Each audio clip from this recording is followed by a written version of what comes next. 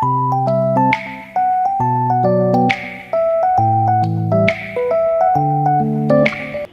সকাল বন্ধুরা, life of বকুলে তোমাদের সবাইকে ওয়েলকাম। আশা করি সবাই ভালো আছো, সুস্থ আছো আর খুব খুশি খুশি আছো। তো এখন বাজে এই 9:15 মতন হবে। একটু ওয়েদারটা পরিষ্কার হলো, সকাল থেকে এত বৃষ্টি হলো বাপরে, ভাবছিলাম বোধহয় আজকে সারা দিনটাই এই যাবে। তো আমি একটু ছাদে এলাম, জামা কাপড় মেলা হলো, চুল আঁচড়ানো হলো, আর তোমাদের সঙ্গে গুড মর্নিং করা হলো। আর তার সাথে একবার ওপর ছাদে উঠে ড্রাগন গাছটা একটু দেখা হলো। মানে ড্রাগনের ফুলটা আমি তোমাদেরকে দেখাচ্ছি, ফুলটা নিচে পড়ে আছে। মানে পরের দিনে আর একটা ফুলও ফুটে গেল, সেটাটা তোমাদেরকে দেখাচ্ছি আমি। আর মানে একদিনের মধ্যেই একদম নেতিয়ে, আর তারপরে অবশ্য এত বৃষ্টি পড়ছে বলে আরও নেতিয়ে গেছে ফুলগুলো আর কি। দেখাচ্ছি তোমাদেরকে কিভাবে ফুলটা মানে নেতিয়ে গেছে আর কি। এই দেখো কেমন নেতিয়ে একদম এরকম হয়েছিল। বুম্পা কেটে দিয়েছে ফুলটা, মানে ফুলটাকে কেটে দিতে হয়, না হলে আবার ফলটা ভালো পাওয়া যায় না আর কি, বুঝতে পেরেছ? একদম নেতিয়ে গেছে, বৃষ্টি হচ্ছে বলে আরও নেতিয়ে গেছে জিনিসটা আর কি।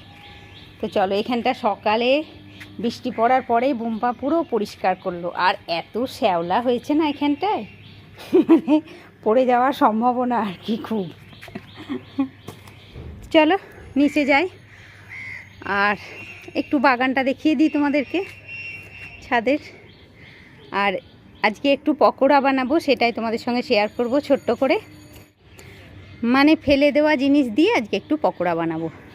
আর কুল গাছটা কত বড় হয়েছে, মানে আমার থেকেও বড় হয়ে গেছে কুল গাছটা, বুঝতে পেরেছ? আর উচ্ছে তো হচ্ছে, ছোট ছোট উচ্ছে হচ্ছে। আর এই গাছগুলো সেদিন আমি বসালাম, এই যে 3টে নয়নতারা গাছ, 3টে নয়, 2টো করে করে বসিয়েছি। মানে দিদির বাড়ি থেকে নিয়ে এসেছিলো, লক্ষ্মীকে দিয়ে পাঠিয়ে দিয়েছিল দিদি, দিয়ে বসালাম। আর তারপরে 2 দিনের প্রচণ্ড বৃষ্টিতে গাছগুলো মনে হচ্ছে লেগেই গেছে। আর এগুলো আর কি অন্য অন্য কালার আরও আছে, মানে আমার তো একটা লাল আছে, পিঙ্ক আছে, সাদা আছে, এগুলো সব আরও অন্য অন্য কালার সব। দেখা যাক কেমন হয়। চলো এবারে নিচে যাই, ওদিকে জামা কাপড়গুলো থাক মেলা, নিচে যাই পকোড়া বানাবো। এই দেখো, এই ড্রাগন গাছের চারাটা একজনাকে দেবো, সে অনেক দিন ধরে চাইছিল জানো তো। আর মানে হয় না, ও মানে আমার কোনো সময় মনে থাকে না, যাই ওর কাছে এত, কিন্তু মনে আর থাকে না। এখনই আমি ফোন করলাম, আমি বললাম তুমি এসো সামনেটাতে, আমি দিয়ে দিচ্ছি, মানে পাশেই থাকে আর কি। তো এটা দিয়ে আসবো এখন ওকে।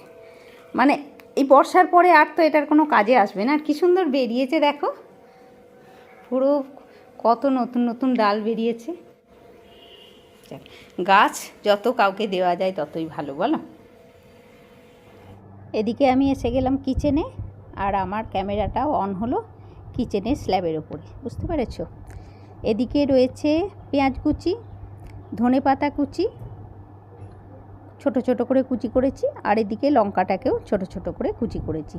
এই কটা দিয়ে হবে এই জিনিসটার পকোড়া। এটা কি বুঝতে পারছো তোমরা? এটা কি দেখো তো, বুঝতে পারছো কি না? খুব ভালো করে দেখো বুঝতে পারছো কি না। হ্যাঁ, এবারে পেরে যাবে বুঝতে, তাই তো? এটা হচ্ছে কুমড়োর, মানে আমরা যেটা ফেলে দিই, কুমড়োর ভেতরে যেটা থাকে, পেটের ভেতরে বীজের সঙ্গে মানে বীজ আর এটা থাকে আটকে, সেটা। তো আমি সব বীজগুলোকে ফেলে দিয়েছি। মানে আমরা মানুষ কোনো জিনিসটাকে ছাড়বো না, বুঝতে পেরেছ? সবটাই খেয়ে নেবো আর কি।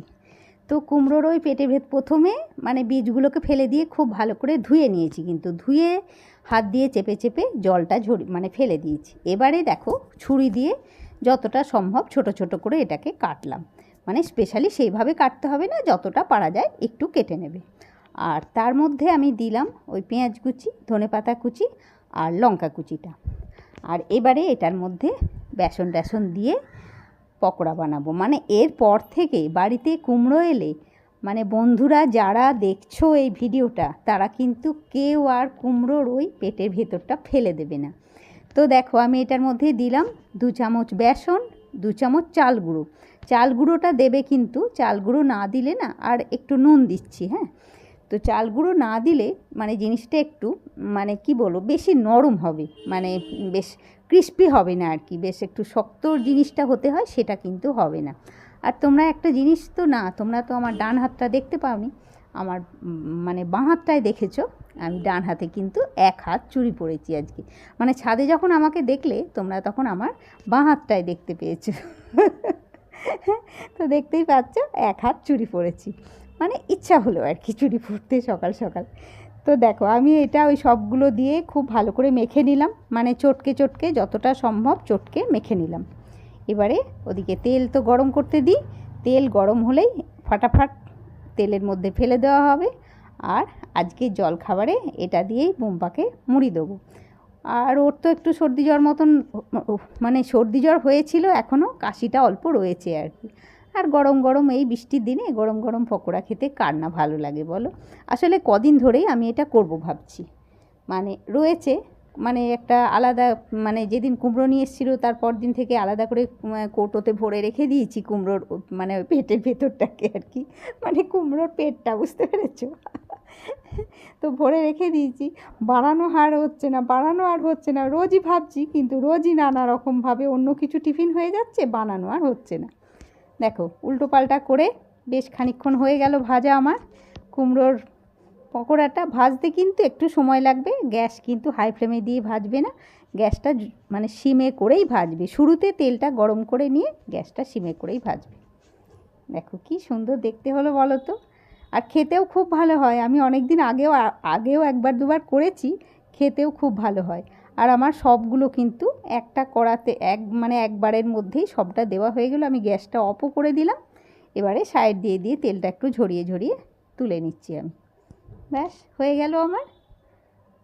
দেখো কী সুন্দর দেখতে হয়েছে, খুব সুন্দর, মানে খেতেও খুব ভালো হয়, ওই যে ধনেপাতার গন্ধ, আর কুমড়োর এমনি সেইভাবে তো আলাদা কোনো স্মেল থাকে না, ওই জন্যই খুব ভালো লাগে খেতে। চলো থালাতে ওইদিকে দিই, একটু সস দিয়ে স্পেশাল করে তো সাজিয়ে দিতেই হবে বলো।